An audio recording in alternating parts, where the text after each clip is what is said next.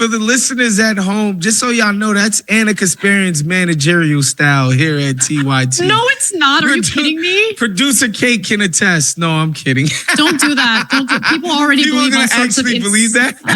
Well, first thing, they could have done a lot of muscular economic messaging that we didn't do. We could have been for increase the minimum wage to $15 an hour. We could have talked more about raising taxes on incomes above $400,000 and using that money to help young people buy a house. So, this question is going to be asked for a while. Like, this is probably, this is a question that they're still trying to figure out today. And I don't know why it's so hard. Why? I guess everybody's making content, so I guess it becomes something that everybody needs to talk about. Democrats, if you're watching, you messed up by getting crazy and telling people that their children had to be castrated, okay? I mean, that's just really what it is. And that is an example of how far they were going. Or telling people, it used to be, it's the economy, stupid, but you told people you're stupid, it's not the economy. That's just, we could just wrap it up right there. I still hear to this day, people thought the economy was bad, but it really wasn't. That kind of talk, nobody wants to deal with that. So, let this be a lesson to Democrats, and they'll figure themselves out, whatever. But in this one, it's a little funny to watch because Ana Kasparian goes to this weird type of, I don't know if she put herself through some sort of racial class or something. She started asking her host weird questions, and we might even jump to that. But anyway, let's just go ahead and watch the clip. We can certainly shovel the entire identity politics about 50 feet in the ground and bury it. That wasn't Cenk Uygur. That also wasn't me. That was James Carville, a longtime political strategist who is admitting that following the 2024 dumpster fire that was the presidential election, maybe Democrats need to revert back to their working class roots. Do I think they're going to do it? Probably not, but one can hope. So look, we'll give him some credit first, but stick around because there's still plenty to critique him on, and we will. But in this new op-ed for the New York Times... all right. Before we get to the boring op-ed, I am going to actually skip ahead to what happened between Ana and Waz, I believe his name is, and why people just need to just be themselves and they'll be okay. Political staffers. So let's hear what he had to say on that. Okay, so this is the part where we're going to see Ana have this moment. And I'll explain. We're going to see Ana have this really weird moment. When you put a campaign together and you hire young people to do work, let me tell you exactly what you tell these people, what I would tell them. Not only am I not interested in your opinion, I'm not even going to call you by your name. You're 23 years old. I don't really give a what you think.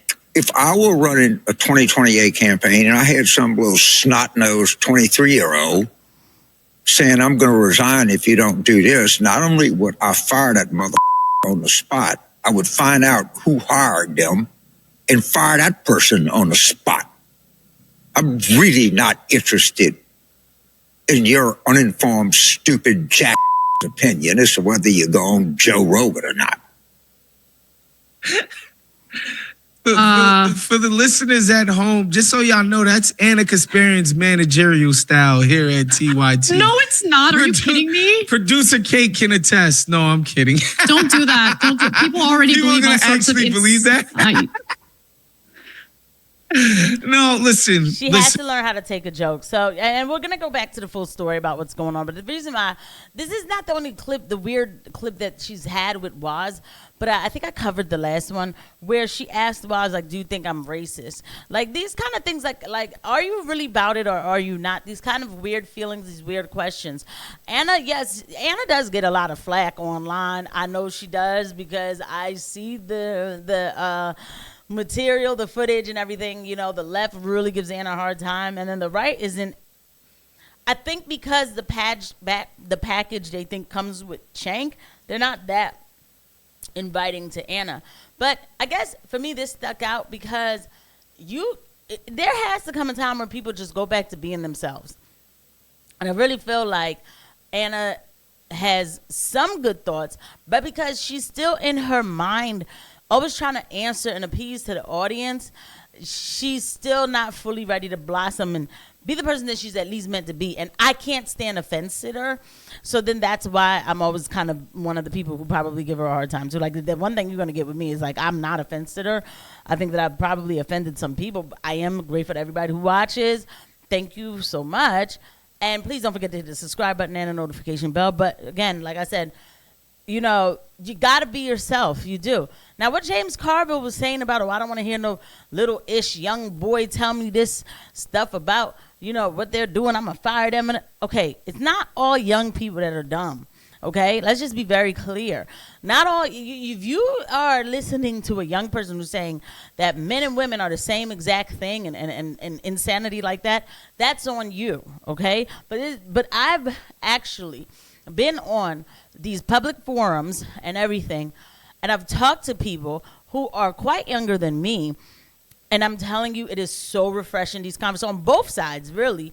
I don't really like doing the side thing, but the left and the right, and the conversation is so, it's so, refreshing. That's what I just said, right? Like, it's refreshing because for a while I was like, yo, man, all these kids out here castrating themselves, is there going to be anybody left to run anything? So, and I hope that these kids, and I call them kids, but they're adults, that they're really paying attention to what's going on politically. Ask questions. Don't just run with your emotions only, but have some emotion to it. And I hope that those are the kind of people who can infiltrate inside the government and really get back to America First positions. Again, both on the left and the right, to actually have these checks and balances that we're supposed to have, because we don't have them. We don't. And I'll get to the rest later. But let's just finish off this clip anyway, since she was all getting worked up. Listen, spiritually, honestly, I agree with him more than I disagree. What? Come on, Waz.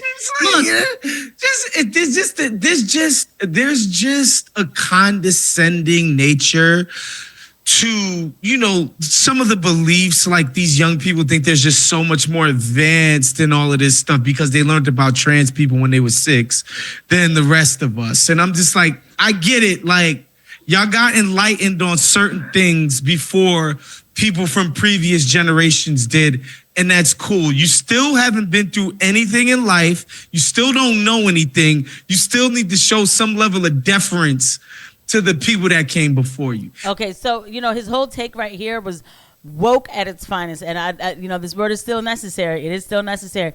Because what happens here is that, first of all, he's like, I get it because you learned about trans when you were 6.